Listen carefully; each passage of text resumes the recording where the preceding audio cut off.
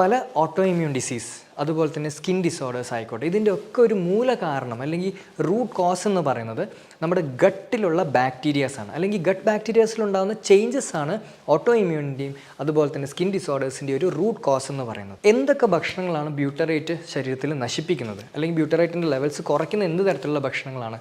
മെയിനായിട്ടും മൈദ അടങ്ങിയിട്ടുള്ള ഭക്ഷണങ്ങൾ ബ്യൂട്ടറേറ്റിൻ്റെ അളവ് വളരെയധികം കുറയ്ക്കുന്നുണ്ട്. പഞ്ചസാര അടങ്ങിയിട്ടുള്ള ഈ ഐസ്ക്രീംസ് അതുപോലെ തന്നെ കൊക്കക്കോള പോലുള്ള ഡ്രിങ്ക്സ്, ഒരുപാട് പഞ്ചസാര അടങ്ങിയിട്ടുള്ള ഭക്ഷണങ്ങൾ ബ്യൂട്ടറേറ്റ് നമ്മുടെ ഗട്ട് നശിപ്പിക്കും.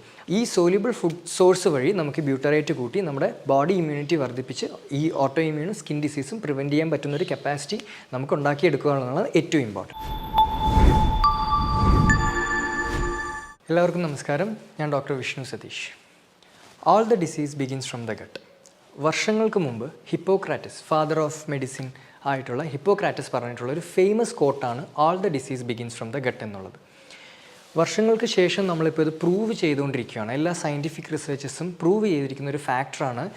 അതായത് പല ഓട്ടോ ഇമ്മ്യൂൺ ഡിസീസ് അതുപോലെ തന്നെ സ്കിൻ ഡിസോർഡേഴ്സ് ആയിക്കോട്ടെ, ഇതിൻ്റെ ഒക്കെ ഒരു മൂല കാരണം അല്ലെങ്കിൽ റൂട്ട് കോസ് എന്ന് പറയുന്നത് നമ്മുടെ ഗട്ടിലുള്ള ബാക്ടീരിയാസ് ആണ്. അല്ലെങ്കിൽ ഗട്ട് ബാക്ടീരിയാസിലുണ്ടാകുന്ന ചേഞ്ചസ് ആണ് ഓട്ടോ ഇമ്മ്യൂണിൻ്റെയും അതുപോലെ തന്നെ സ്കിൻ ഡിസോർഡേഴ്സിൻ്റെയും ഒരു റൂട്ട് കോസ് എന്ന് പറയുന്നത്. അതുകൊണ്ട് തന്നെ നമ്മുടെ ഗട്ട് ബാക്ടീരിയ ഹെൽത്തി ആയി നിർത്താൻ വേണ്ടിയിട്ട് പലരും പല കാര്യങ്ങൾ ചെയ്യാറുണ്ട്.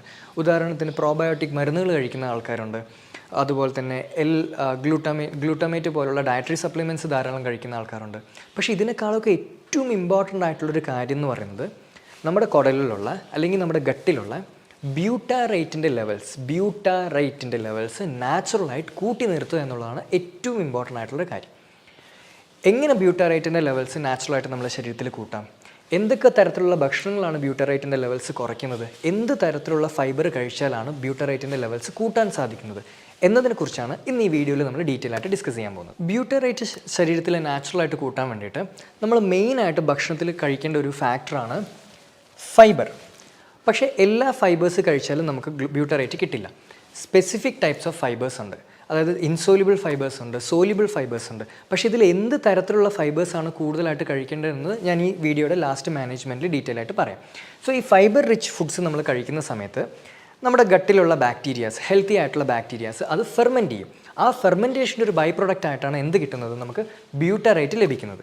ഇങ്ങനെ ബ്യൂട്ടറേറ്റ് നമ്മുടെ ശരീരത്തിൽ ഉണ്ടായിക്കഴിഞ്ഞാൽ ഇത് നമ്മുടെ ശരീരത്തിന് പലതരത്തിലുള്ള ബെനിഫിറ്റ്സ്, ഒരുപാട് ഗുണങ്ങളുണ്ടാക്കും. അത് ബ്രെയിനിലായിക്കോട്ടെ അല്ലെങ്കിൽ സ്കിന്നിലായിക്കോട്ടെ ഒരുപാട് തരത്തിലുള്ള ഗുണങ്ങൾ ഉണ്ടാക്കുന്നുണ്ട്. എന്തൊക്കെ ഗുണങ്ങളാണ് നമുക്ക് ബ്യൂട്ടറേറ്റ് ശരീരത്തിൽ ഉണ്ടാക്കുന്നത്? മെയിനായിട്ടും ബ്യൂട്ടറേറ്റ് ശരീരത്തിൽ കൂടിക്കഴിഞ്ഞാൽ നമുക്ക് വെയ്റ്റ് ലോസ് ഉണ്ടാകും. ശരീരഭാരം കുറയ്ക്കാൻ ഏറ്റവും ഹെൽപ്ഫുൾ ആയിട്ടുള്ളൊരു മോളിക്യൂളാണ് ബ്യൂട്ടറേറ്റ് എന്ന് പറയുന്നത്. അതുപോലെ തന്നെ അലർജി കുറയ്ക്കാൻ ബ്യൂട്ടറേറ്റ് ഒരുപാട് ഹെൽപ്ഫുള്ളാണ്. പ്രത്യേകിച്ച് ഈ അലർജിയുള്ള കുട്ടികൾക്ക് അല്ലെങ്കിൽ അലർജി ഒരുപാടുള്ള ആൾക്കാർക്ക് ബ്യൂട്ടറേറ്റ് സപ്ലിമെൻറ്റേഷൻ ചെയ്യുന്ന സമയത്ത് അലർജി വളരെയധികം കുറഞ്ഞു വരുന്നതായിട്ട് പഠനങ്ങൾ തെളിയിച്ചിട്ടുണ്ട്. അതുപോലെ തന്നെ നമുക്ക് ശരീരത്തിലുണ്ടാകുന്ന ഇൻഫ്ലമേഷൻ, ഈ നീർക്കെട്ട് പോലെയുള്ള പ്രശ്നങ്ങൾ, ആമവാദം, റുമറ്റോയ്ഡ് ആർത്രൈറ്റിസ് പോലെയുള്ള ഇൻഫ്ലമേറ്ററി കണ്ടീഷൻസിന് ബ്യൂട്ടറേറ്റ് വളരെ വളരെ ഹെൽപ്ഫുള്ളാണ്. അതുപോലെ തന്നെ ഫാറ്റി ലിവർ റിവേഴ്സ് ചെയ്യാൻ വരെ ബ്യൂട്ടറേറ്റിന് ബെനിഫിറ്റ് ഉണ്ട്. ഇതിനേക്കാളൊക്കെ ഏറ്റവും ഇമ്പോർട്ടൻറ്റ് ബ്യൂട്ടറേറ്റ് എന്താ ചെയ്യുന്നതെന്ന് വെച്ച് കഴിഞ്ഞാൽ ബ്യൂട്ടറേറ്റ് ലീക്കി ഗട്ട് എന്ന് പറയുന്ന ഒരു കണ്ടീഷൻ കുറയ്ക്കും. എന്താണ് ഈ ലീക്കി ഗട്ട്? അത് നമ്മുടെ കുടലിലുള്ള സെൽസൊക്കെ നല്ല ടൈറ്റായിട്ട് പാക്ക് ചെയ്ത് വെച്ചിരിക്കുകയാണ്. ബ്യൂട്ടറേറ്റിൻ്റെ ലെവൽസ് എപ്പോഴാണോ ശരീരത്തിൽ കുറയുന്നത്, അപ്പോൾ ഈ പാക്ക് ചെയ്തിരിക്കുന്ന ഈ സെൽസ് ചെറുതായിട്ടൊരു ഗ്യാപ്പ് ഉണ്ടാകാൻ തുടങ്ങും ഈ സെൽസിൻ്റെ ഇടയിൽ. അപ്പോൾ ഈ പുറത്തു പോകേണ്ട വേസ്റ്റ് മെറ്റീരിയൽസ് എന്ത് ചെയ്യും? നേരെ ശരീരത്തിൻ്റെ അകത്തോട്ട് എൻ്റർ ചെയ്യാനുള്ള ചാൻസ് ഉണ്ട്. ഇതിനെയാണ് ലീക്കി ഗട്ട് എന്ന് പറയുന്നത്.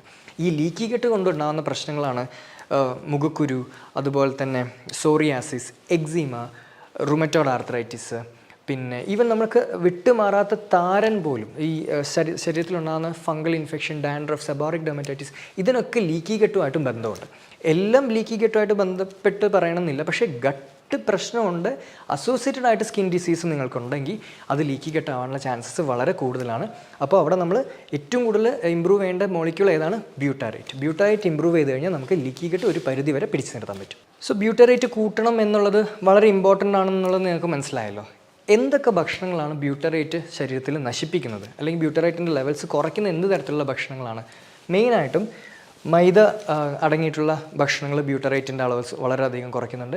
പഞ്ചസാര അടങ്ങിയിട്ടുള്ള ഈ ഐസ്ക്രീംസ്, അതുപോലെ തന്നെ കൊക്കക്കോള പോലുള്ള ഡ്രിങ്ക്സ്, ഒരുപാട് പഞ്ചസാര അടങ്ങിയിട്ടുള്ള ഭക്ഷണങ്ങൾ ബ്യൂട്ടറേറ്റ് നമ്മുടെ ഗട്ട് നശിപ്പിക്കും. അതുപോലെ തന്നെ ഫ്രൈഡ് ആയിട്ടുള്ള ഐറ്റംസ്, ഈ പ്രത്യേകിച്ച് ഈ വെജിറ്റബിൾസിൽ ഓയിലൊക്കെ ഫ്രൈഡ് ചെയ്തെടുക്കുന്ന ഐറ്റംസ്, ഇതൊക്കെ നമ്മുടെ ബ്യൂട്ടറേറ്റിൻ്റെ അളവ് പ്രത്യേകിച്ച് ഗട്ട് നശിപ്പിക്കും. ഗട്ടിൻ്റെ ഹെൽത്ത് നശിച്ചു കഴിഞ്ഞാൽ നമുക്ക് ബ്യൂട്ടറേറ്റിൻ്റെ പ്രൊഡക്ഷൻ ഉണ്ടാവില്ല. അതുകൊണ്ട് ഇങ്ങനെയുള്ള ഭക്ഷണങ്ങൾ ഓട്ടോ ഇമ്മ്യൂൺ ഡിസീസ് അല്ലെങ്കിൽ സ്കിൻ ഡിസീസ് ഉള്ളവർ, ഈവൻ അലർജി ഉള്ളവർ കംപ്ലീറ്റ് ആയിട്ട് ഭക്ഷണത്തിൽ നിന്ന് അവോയ്ഡ് ചെയ്യേണ്ട ഏറ്റവും ഇമ്പോർട്ടൻ്റ് ആയിട്ടുള്ളൊരു കാര്യമാണ്.